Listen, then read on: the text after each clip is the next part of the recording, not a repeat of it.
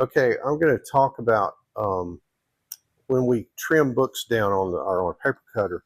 These are two typical sizes of books that we do a lot of. This is 8.5 by 11. This is 5.5 by 8.5, and we print them on our printer. But then and it trims this edge. But then we have to trim the tops and the bottoms of both size books. We do some other sizes, but these are typical.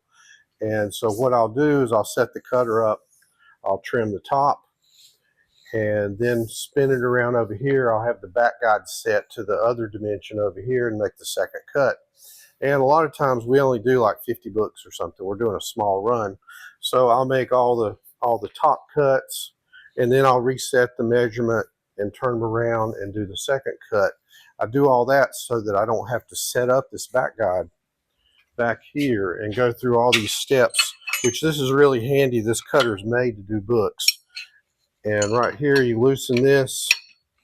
I've already got marks right here on top of it where I can set it to either a 1/4 inch or a 1/2 inch for the two cuts that we typically make. We can do others, but then I'll lock it down and you can see this guide is set. I can make my first cut over there. Then this one will have the book pushed forward to make the second cut. Well, I got to thinking about maybe I could do something different to not have to do this every time, especially when we're doing just a short run, 25, 50 books or something like that. So what I have done, I'll put this back in place so that you can see.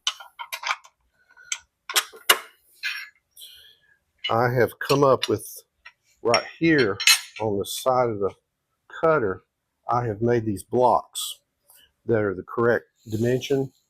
This one's a 1/2 inch thick. This one's a 1/4 inch thick for the two typical cuts that we usually make. And I've put a magnetic back on the back of them. So now if I'm going to do a book and I need the second cut to be a 1/2 inch, all I got to do is put that right there and it's ready to go.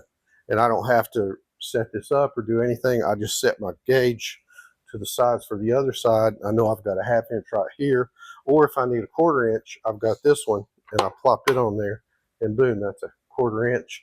And all I got to do is, put these on and not go through all this having to reset up. And then I'll just store them right here on the side of the cutter so they're always handy and ready to go.